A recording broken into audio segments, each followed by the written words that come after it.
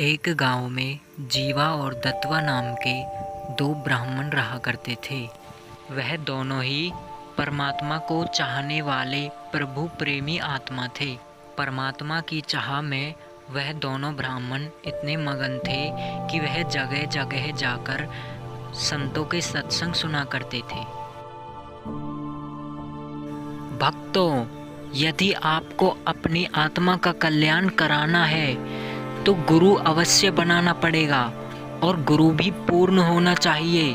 पूर्ण गुरु के बिना मुक्ति संभव नहीं है। वहाँ के सभी साधु संत अपने आप को पूर्ण गुरु सिद्ध करने के लिए बहुत से उदाहरण देते थे। दोनों जीवा और दत्वा किसी भी साधु के पास जाते तो वह सब एक ही बात बोलते कि पूर्ण गुरु होना चाहिए। पूर्ण गुरु के बिना मुक्ति संभव नहीं है, वरना आप 84 लाख योनियों में भटकते रहोगे। जीवा और दत्वा ने सोचा कि हम जहाँ भी जाते हैं, जिस भी मंडलेश्वर के विचार सुनते हैं, वह सभी यही बात बोलते हैं कि गुरु पूर्ण होना चाहिए। पूर्ण गुरु के बिना मुक्ति संभव नहीं है।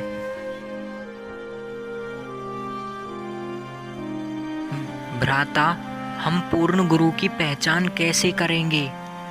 हमें तो सभी अच्छे लगते हैं, सभी साधु संतों के विचार अच्छे लगते हैं। भ्राता, चलो एक काम करते हैं, हम जंगल से एक सूखी टहनी लाएंगे और जिस भी साधु संत के चरणामृत से वह हरी भरी हो जाएगी, हम उसे ही पूर्ण गुरु मानेंगे।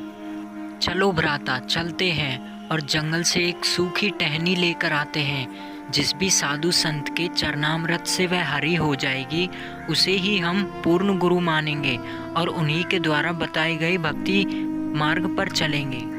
जीवा और दत्वा दोनों एक दूसरे की बातों से सहमत हो जाते हैं। जीवा और दत्वा दोनों मिलकर जंगल से एक सूखी टहनी लाते हैं और उसे अपने आंगन में उगा देते हैं और आपस में बातें करते हैं कि जिस भी साधु संत के चरणामृत से यह हरी भरी हो जाएगी, उसे ही हम पूर्ण गुरु का अधिकार देंगे और उन्हीं के द्वारा बताए गए भक्ति मार्ग पर चलकर भक्ति करेंगे। अगली बार जीवा और दत्वा एक साधु के पास खाली पात्र लेकर जाते हैं। बच्चों, आज की कथा यहीं समाप्त होती है, हमें जाने की आज्ञा दें। आगे की कथा हम आपको कल सुनाएंगे। महात्मा जी, यदि आप बुरा ना माने तो इन दासों को अपने चरण धोने की आज्ञा दें। क्यों नहीं बच्चों, अवश्य। जीवा और दत्वा दोनों मिलकर उन साधु के पैरों को खाली पात्र में रखकर धो देते हैं और उस जल को अपने घर ले आते हैं। चलो भ्राता, जल को इस टहनी में डालते हैं। चलो चलो, देरी मत करो। जीवा और दत्वा दोनों मिलकर उस जल को सूखी टहनी में डालते हैं, लेकिन टहनी हरी भरी नहीं होती है।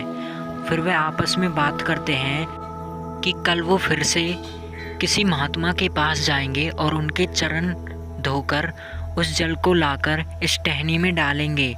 क्या पता उन्हें कल फिर से पूर्ण गुरु मिल जाए। इस उद्देश्य से वह दोनों फिर से महात्मा के पास चले जाते हैं और उनकी सत्संग समाप्ति के पश्चात उनके चरण धोते हैं और उस चरण के जल को उस सूखी टहनी में डाल देते हैं। लेकिन आज भी उनका प्रयास व्यर्थ जाता है। फिर से उन्हें खाली हाथ ही लौटना पड़ता है। वह फिर से योजना बनाते हैं कि एक और साधु संत के पास जाएंगे। ऐसा कई दिनों तक चलता रहता है। जीवा और दत्वा दोनों मिलकर रोज किसी न किसी साधु के पैरों को धोकर उस जल को उस सूखी टहनी में डालते हैं, लेकिन वह टहनी हरी भरी नहीं होती है। दोनों बहुत निराश हो जाते हैं और आपस में बातें करते हैं कि शायद अब उनका मोक्ष संभव नहीं है। दोनों आपस में फूट फूट कर रोने लगते हैं। इसी तरह कुछ वर्ष और बीत जाते हैं, लेकिन उन्हें पूर्ण गुरु नहीं मिलता है। भ्राता, लगता है इस दुनिया में कोई पूर्ण गुरु नहीं है। अब हमारा मोक्ष कैसे होगा? हम तो यूं ही व्यर्थ जीवन जी रहे हैं, इस जीवन का कोई भी लाभ नहीं है। दोनों आपस में बातें कर रहे थे कि मनुष्य जीवन मोक्ष प्राप्ति के लिए मिला है और उन्हें पूर्ण गुरु के बिना मोक्ष प्राप्त नहीं हो सकता। तभी जीवा देखता है कि कोई संत महात्मा उनकी गली में ऐसे डोल रहे हैं जैसे कि किसी के घर की तलाश में हो। तभी जीवा अपने भाई दत्वा से बोलता है कि इन साधु संतों के चरणामृत को भी लाकर इस टहनी में डाल के देखते हैं, क्या पता हरि हो जाए। जीवा के बार बार कहने पर दत्वा बोलता है, भ्राता रहने दो, कोई फायदा नहीं है। लगता है इस पृथ्वी पर कोई पूर्ण संत है ही नहीं। हमने बहुत से साधु संतों को देख लिया, भ्राता मेरा मन नहीं मान रहा। क्या पता भगवान किस रूप में आके मिल जाएं। एक बार इन महात्मा के चरण कमल धोकर और देख लेते हैं, क्या पता हमें हमारे पूर्ण गुरु मिल जाएं। भाई आपकी इच्छा है तो ले आओ, मैं क्यों मना करूँ आपको। वह वापस गया तो उन्होंने देखा कि वह संत फिर से वापस आ रहे हैं। तभी जीवा उनसे कहते हैं, हे परवरदिगार, यह दास की कुटिया है, यहाँ पधारिए और दर्शन दीजिए, हमारी कुटिया को पवित्र करें, आइए। कबीर परमात्मा उनकी बात सुनकर उनके घर पधार जाते हैं। तभी जीवा ने कहा, दत्वा जाओ, जाकर कोई एक बर्तन ले आओ या तसला ले आओ, संत महात्मा आए हैं, इनके चरण धोएंगे। हर रोज की तरह वह कबीर परमात्मा के चरण कमल धोने लगते हैं।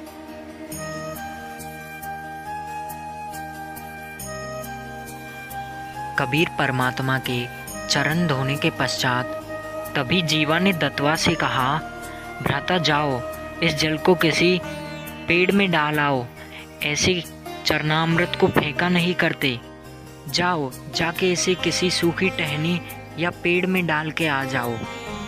दत्वा के चरणामृत डालते समय ही उस टहनी में से कोपलें फूटकर आने लगती हैं।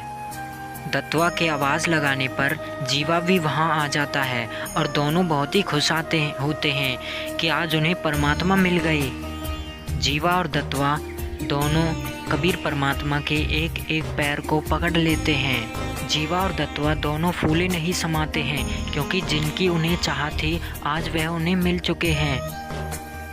दोनों रोते रोते कबीर परमात्मा से कहते हैं कि हे गुरुदेव, आप कहाँ थे, हमने तो सोच लिया था यह जीवन बर्बाद होगा। तभी उन दोनों से कबीर परमात्मा कहते हैं, बच्चों, यदि इस पृथ्वी पर कोई पूर्ण संत नहीं होगा तो इस पृथ्वी को आग लग जाए। इस पृथ्वी का संतुलन बनाए रखने के लिए मैं किसी न किसी पूर्ण संत को यहाँ भेजता रहता हूँ या खुद ही एक पूर्ण संत की भूमिका करता हूँ। दर्शकों, जिस वृक्ष की टहनी को कबीर परमात्मा ने हरा भरा किया था, आज भी वह वृक्ष विद्यमान है। इस वृक्ष को कबीर वट के नाम से जाना जाता है। यह वट वृक्ष विश्व का सबसे बड़ा वट वृक्ष है। यह वृक्ष भारत के गुजरात के भरूच जिले में नर्मदा नदी के एक छोटे से तट पर विद्यमान है। दर्शकों, वैसे तो यह कोई पैमाना नहीं था पूर्ण गुरु की पहचान करने का। आइए आप जानते हैं कि संत रामपाल जी महाराज पूर्ण गुरु के बारे में क्या पहचान बताते हैं। अब गुरु कैसा हो, गुरु जी के बारे में हमारे सद्ग्रंथ भी बहुत से प्रमाण बताते हैं। गुरु पूर्ण हो, वो कैसा हो। परमेश्वर ने कबीर सागर में जीव धर्म बोध के अंदर 1960 पृष्ठ पे लिखा है, गुरु के लक्षण 4 बखाना। गुरु जो होगा वास्तव में उसके 4 लक्षण बताता हूं। प्रथम वेद शास्त्र को ज्ञाना, दूजे हरि भक्ति कर्म मन कर्म बानी, और तीसरे सम दृष्टि कर जानी, और चौथे वेद विधि सब कर्मा। ये 4 गुरु गुण जानो मरमा। ओए हरि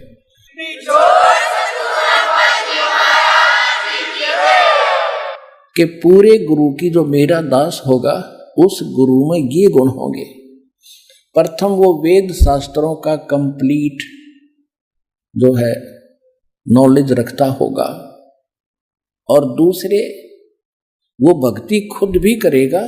ऐसा नहीं वो केवल वक्ता वक्ता नहीं होगा, वो स्वयं भी सच्चे दिल से परमात्मा की भक्ति मन कर्म वाणी से कर रहा होगा। और तीसरे वो समदृष्टि होगा, सबको, छोटे बड़े को, राजा और रंग को जो उसके पास आएगा एक दृष्टि से देखेगा। एक जैसा व्यवहार होगा, एक जैसा आहार होगा, एक जैसा खाना और बैठना उठना होगा। और चौथे वेद विधि सब कर्मा, उसके सभी कर्म वेद विधि की तरह होंगे, जो वेदों में वर्णित है यानी सदग्रंथों में उसके अनुकूल होंगे।